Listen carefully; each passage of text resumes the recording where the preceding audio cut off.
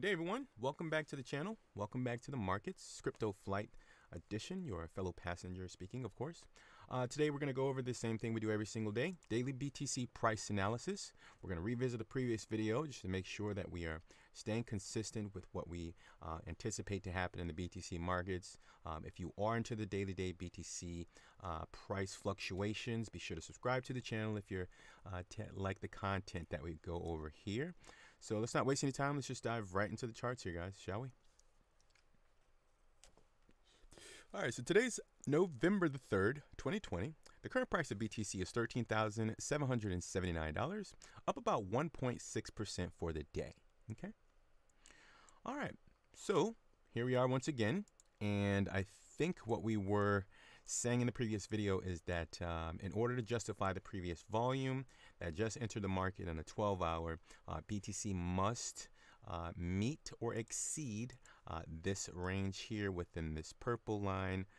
That video was posted probably less than, I'd say about 12 or 14 hours ago. It was less than 24 hours ago. And it looks like BTC, well, it's just below that purple line, if you could see it there. That's not a good sign, I'll say that, because it needs to literally get within this box. In fact, I would much rather feel comfortable if the price action obliterated this entire purple zone here, because that would be more confluence, at least in my book, that the trend is going to continue up in a very aggressive way, and it's going to move fast in a short period of time. But what it looks like what we're up against here is, let me just check out the volume here. Okay, so the volume's not that bad. Actually, the volume's fair. But I don't like to see this push back from the bottom of this line. I don't like to see that.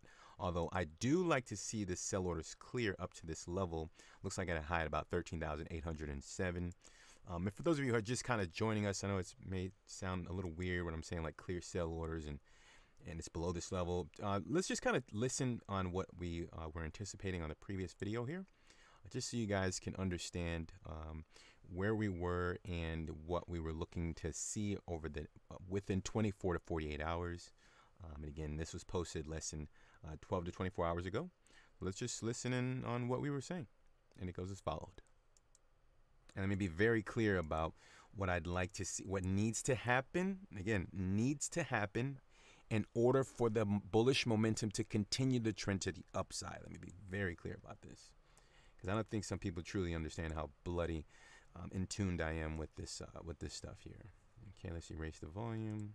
Okay, so my thesis for this video, and the current price, let's just pull that up, 13,565, up about 0.01%. In less than 24 hours, BTC needs to meet or exceed these two purple lines right here. And I'll leave the purple lines on the chart for our video for tomorrow. And those lines are between $13,775 approximately and $13,946. Now, if it gets trapped within this area here, so there you have it. Less than 24 hours ago, we were anticipating that BTC must meet or exceed this purple range here. I think on the video it was at 12 hours, so it might look a little bit different. And as you can see, the price is like $13,565-ish dollars. So, okay, so that might look a little bit more familiar to you there. As the price, I think we were anticipating that on this, just the opening of this candle here. And as you can see, the price is on its way to the upside, because the buying interest in the market knows that in order to continue this trend to the upside, it needs to meet certain levels in the chart in order to show the buying interest in the market that the price is still mature enough or has enough aggression in the markets to continue the trend up.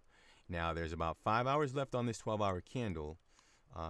This personally, to me, isn't an ideal setup. I need to see this thing within this, like seriously, within this purple range close, and the next candle has to literally be above this this red line. Like it can't stop. It's kind of like, how can I explain this?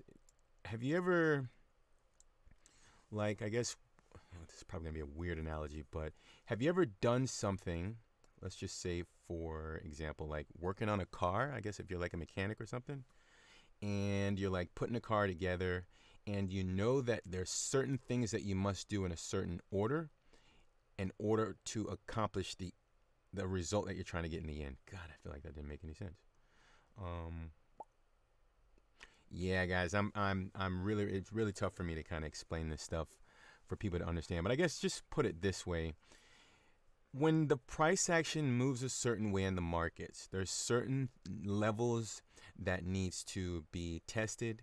There's certain levels that needs to be breached. And I guess it really all boils down to support, resistance, resistance, support, which is what we say every single time on the videos, right? So that would mean like something like higher lows, right? Higher lows and higher highs. As long as there's higher highs and higher lows. So that's essentially, that's what I'm trying to say, is the price movements must meet and exceed certain levels within a certain period of time in order to continue a specific trend. And in this case, it would be the uptrend.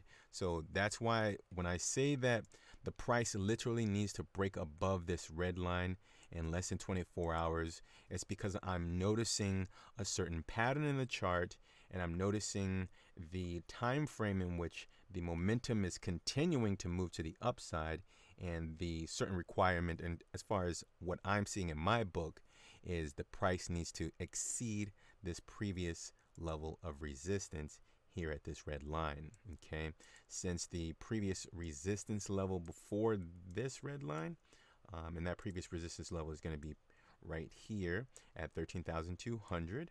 And notice we got, we pretty much got rejected or broke below this yellow parabolic curve. And it looks like the price has, in the short term here, found support at 13,000, represented at this lower wick on this 12-hour candle here, November the 2nd. Okay, hopefully that made sense. All right, so that's what I'm looking to see here, guys. Again, I'm not saying that's what's going to happen. I'm saying that's the certain requirements that needs to be met and exceeded in order for me to be convinced that this bullish trajectory is still fully intact and the buying interest is in full control of this market, and they intend to push this price reasonably higher or significantly higher here in a short period of time. So that's all I'm waiting to see. If BTC has enough momentum in this play to get above this red resistance line that's been holding the price down ever since October the 21st, near $13,000. That's all I'm waiting to see here, guys. So that's the bullish target over the next 24 hours. BTC's got to break above this line, and then of course use that line as support, as I probably mentioned in the previous video, just so that the uptrend is intact. Okay, now again, the bear, that's a bullish case. Now in the bearish case, what has the potential to happen is, unfortunately, BTC may get stuck below $13,700. Now that wouldn't mean that that's the end of the world, because just below the BTC price, there's going to be two levels that I would personally be paying attention to if BTC just so happens to get trapped below 13,700, even potentially $13,900. Let's just say it wicks up to that level and it gets a rejection. That's a good sign, but it's also a bad sign in the sense that BTC will likely have to retrace here in the short term. Yeah. So that's what I'm going to say. If it wants to avoid the retracement here in the short term, it's got to get above this red line and then use it as support. That's it. That's the bottom line. That's how I'm looking at it in my book. I could be wrong, but that's how I'm seeing it. And again, the bearish case is if BTC just so happens to get trapped below this purple lines here, this range, which is again 13,700 up to 13,900. The bearish case will probably be something as followed. 13,700 will probably get a rejection, maybe spend, let's see, I was anticipating to see BTC within 13,200 up to 13,700 up to November the 4th, even as long as the 5th. Okay, that's still possible.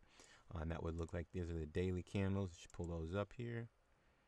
Yeah, so I think we made a mention there somewhere around these two candles that the price between November the 1st and I think the 2nd, that BTC will likely be trapped within those two levels that I just mentioned, 13,200 up to 13,700. 13.7K. Okay, so that's something that we need to look forward to. And again, let's just close this out here. The bearish case would be that BTC gets trapped below 13,700, even as high as spike as high as 13,900. And then the lower support levels, the two support levels I would be looking at is $13,200 right here. And the line in the sand for me to suggest that the uptrend won't experience a severe retracement here in the short term would be the $13,000 level. It's like 12,950, but yeah, just call it 13,000. That would be the line for me. If that level breaches, then yeah, BTC is probably gonna have a pretty reasonable retracement here in the short term.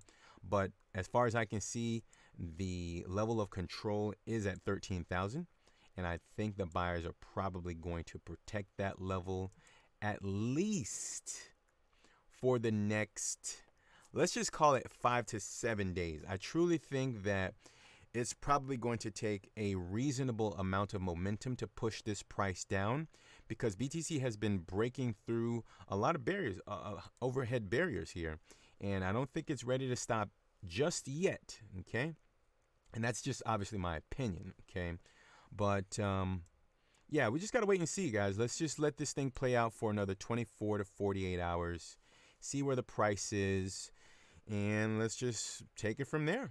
That's all I got for you guys. Hopefully you enjoyed the video. Be sure to leave an appropriate thumb just below the video there. Leave a comment down below saying that, yeah, you think that it's going to do something different. I'm always open for, others chiming in and, telling me different alternatives that could play out in the charts. Always look forward to reading those comments. And yeah, it's Napoleon Macro, guys. I'm going to go ahead and sign off here. Thanks for tuning in and joining me. I really, really appreciate that, guys. And be sure to take care of yourselves and click that video on the screen just to make sure I'm consistent with my thesis here. Leave a comment on that video as necessary if I was correct or incorrect. And that's it, folks. I'm out of here. I'll catch you guys in the next video. Take care.